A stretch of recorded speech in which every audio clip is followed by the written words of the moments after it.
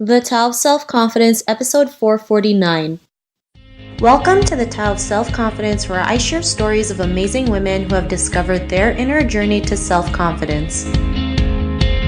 Visit our website at thetaoofselfconfidence.com. Your inner journey to self-confidence awaits. Well, hello, friend. Welcome to the Tao of Self-Confidence, where I share stories of amazing women who have discovered their inner journey to self-confidence. I'm your host today, Sheena Yap Chan, and today I have a phenomenal lady on the show today. She is an actress and a martial artist, and I'm really excited to have her on to share her story with us today on self-confidence. So without further ado, I'm going to introduce you to Samantha Jo. Samantha, how are you today? Maybe you can fill in a little bit more about yourself to our listeners.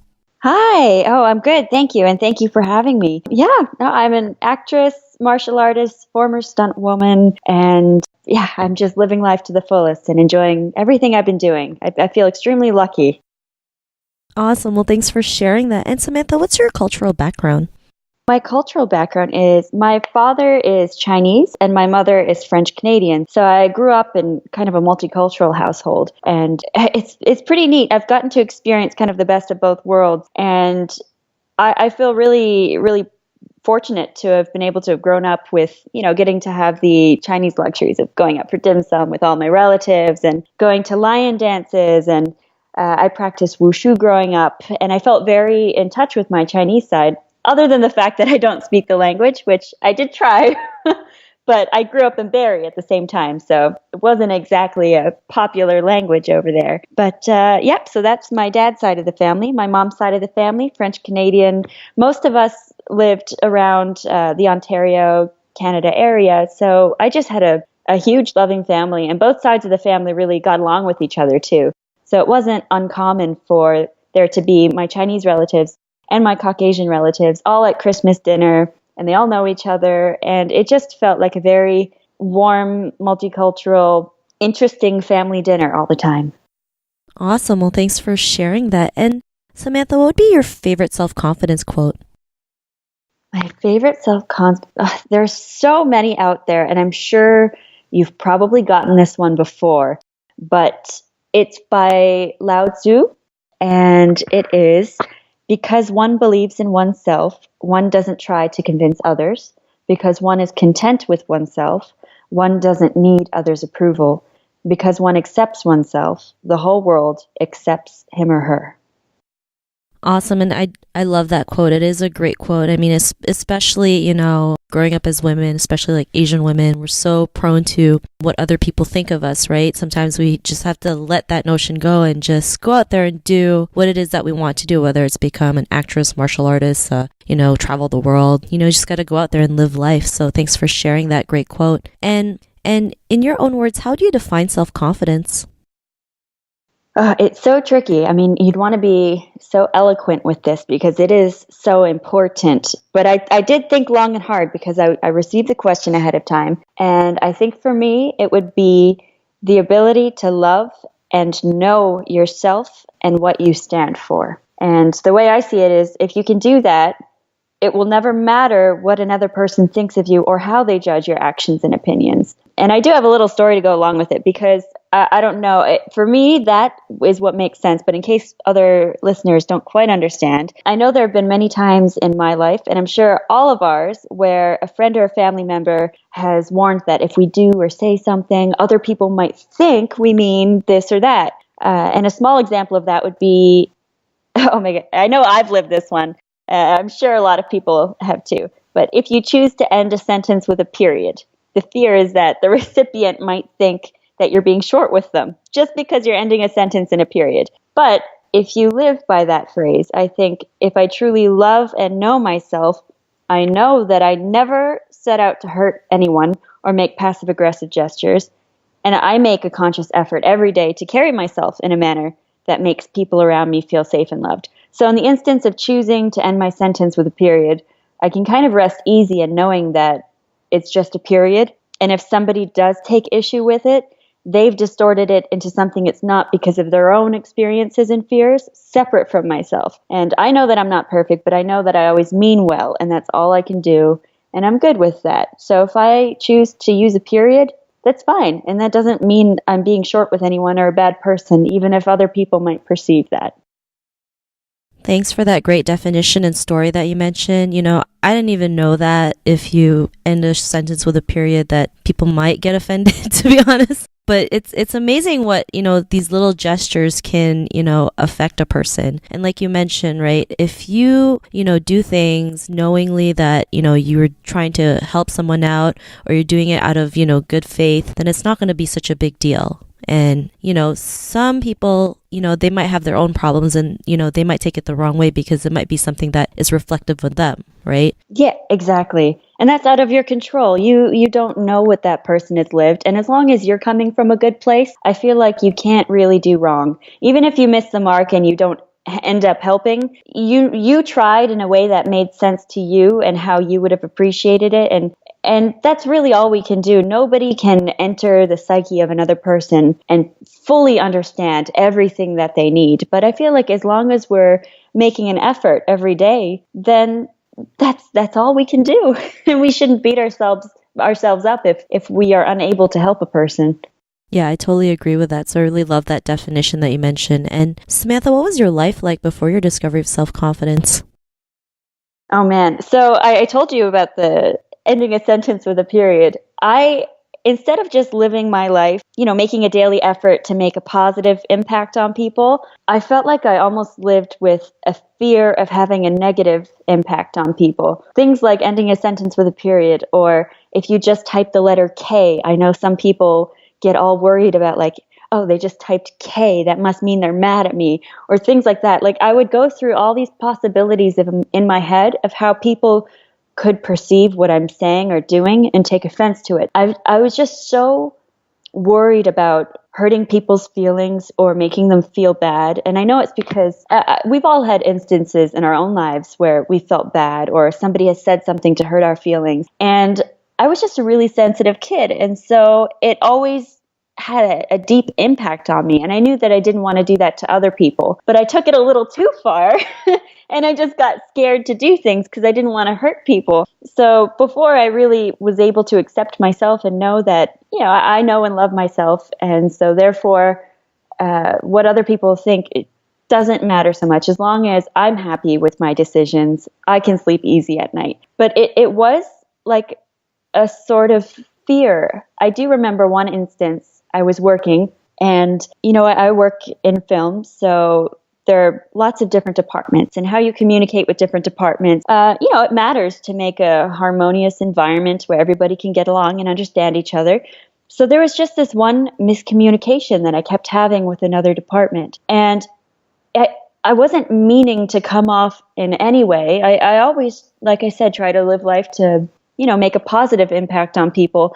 But there was just this strange miscommunication that happened. And I got an email from one of my superiors as a very light warning, like, oh, hey, just be careful of, when you talk to these people, just be careful of this. It was such a light, not even a warning. It was just such a nothing instance, but because I respected that person so much, I took it so hard. I was like crying in my hotel room and I just felt ashamed of myself and I didn't know what I could have done differently and I beat myself up over it. And now I realize, how silly that can be because all I can do is to try my best. And if it misses the mark or if it gets lost in translation, it's not my fault. And now I'm able to forgive myself or, laugh at it and go, oh, that was weird. I don't know why that happened, and not make such a big deal of it. But I can't say that I'm completely cured of it because if I do respect someone a lot,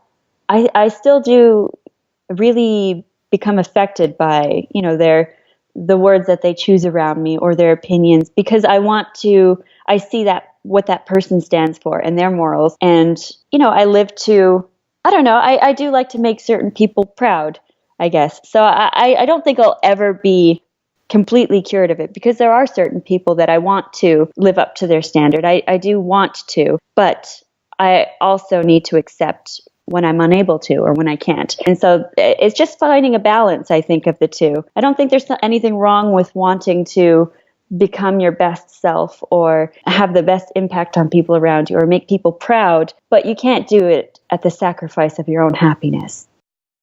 Thanks for sharing that. And I think as women, we're really great at, taking something really little and making a really like big, or we go crazy about it. Like, it's like, what did I do wrong? How can I, why would I do that? And then we shame ourselves to the point, like, thinking it was the biggest mistake we made in our life. And just, sometimes it happens, right? And sometimes we just gotta learn, like, it's not that big of a deal. We can live through it. We can learn from it, and we can keep moving forward. And what was that point in your life when you realized, you're just more than enough to go out there and be the person that you are today, do the things that you love, be more confident? What was like that aha moment? I think it was when I started to work full-time in film and I got to do what I loved on a daily basis and really grow my craft. I just started to, as I studied and grew my craft, I felt that my self-confidence was really growing. And the more I worked and the more I fell in love with what I did, the more I knew and loved myself more. And it wasn't really like an overnight change or a specific incident, but it gradually happened probably from age 18 to 20, I'd say.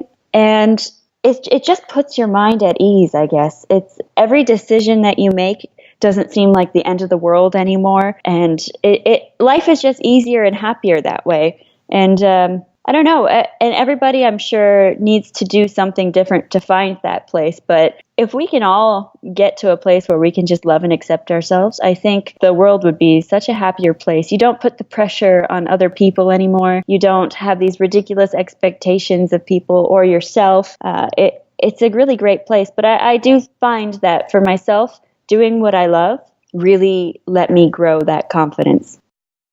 Awesome. Well, thanks for sharing that. And yeah, it's a totally different feeling when you can do something that you truly, truly love, right? It's like nothing can stop you. And even if obstacles come in our way, we can get through them, right? We can get back up and just keep going and going because, that love, because you love it so much, it's like it's not as a big problem as you think it would be.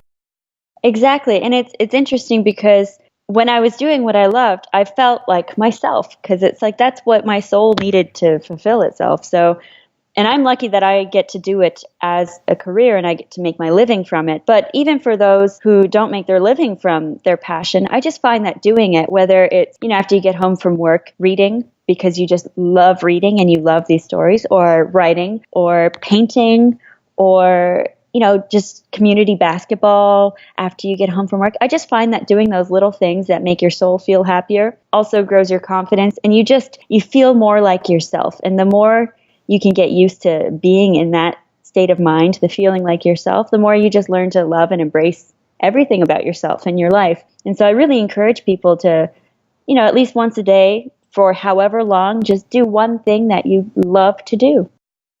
Awesome. Well, thanks for sharing that. And, because of this realization, what's your life been like now?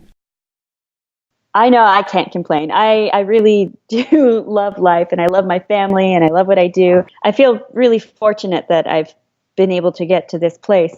But above all, I feel glad that I can accept myself, and I know that I always have good intentions. And I do genuinely, from the pit of my heart, want to make the world a better place for everybody and want to make people smile and make their day brighter.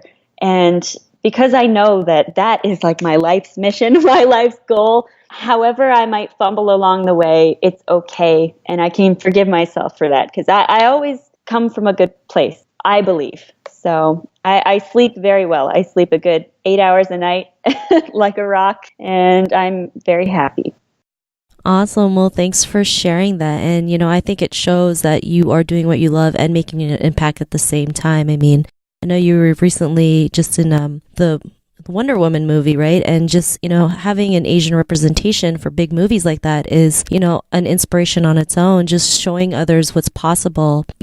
So many little girls out there can see, like, if she can do it, I can do it. And, just taking that leap of faith can make a big difference. So thank you. That was the best. Really was the best part of working on the film, by the way, just for those who haven't seen it, because it just is such an inspiring experience. And I just want every young person, every kid out there to be able to, have that feeling of inspiration and of self-confidence and empowerment. And everything that film represents. I really, truly wish that for everybody. Awesome. And I think it's already making those kinds of changes in the world. So it's great that you were able to be a part of something amazing. And, to the woman who's listening to your episode, she may be in her own journey of self-confidence. What would be that one tip you would give to her? I would say truly get to know yourself and what you love and what you want for yourself and embrace it. Thanks for sharing that. And, I think, doing what you love is something that is, the greatest tip to give. I know it's simple, but it's not always easy, but it's rewarding. Totally rewarding for sure. So thanks for sharing that. And, if our listeners wanted to get to know a little bit more about you and what you do, is there any links or social media profiles we can connect with? Oh, yeah. I do have Twitter, which is at Sam W. Jo, and I have a Facebook profile page, an official Facebook profile page called Official Samantha Jo. So, you can connect with me there. I'm posting hopefully inspirational things, and I just want to make as many people smile as I can. Awesome. Well, thanks for sharing that. And to our listeners, if you want to connect with Samantha, you can also head on over to thetaoofselfconfidence.com and search for Samantha's name. Her show notes will pop up along with everything else that we talked about. And I really want to thank Samantha for taking the time to share her story with us, especially, the tips and wonderful advice she gave on self-confidence. So thank you so much. Thank you for having me. Not a problem. It was an honor having you on the show. And to our listeners, be on the lookout for another new episode of another amazing woman's journey to self-confidence. And we'll talk to you soon. Bye for now. Thank you for tuning in to another amazing episode of the Tao of Self-Confidence. Sign up for our free membership site to get more amazing resources for self-confidence by visiting our website at thetaoofselfconfidence.com. Your inner journey to self-confidence awaits.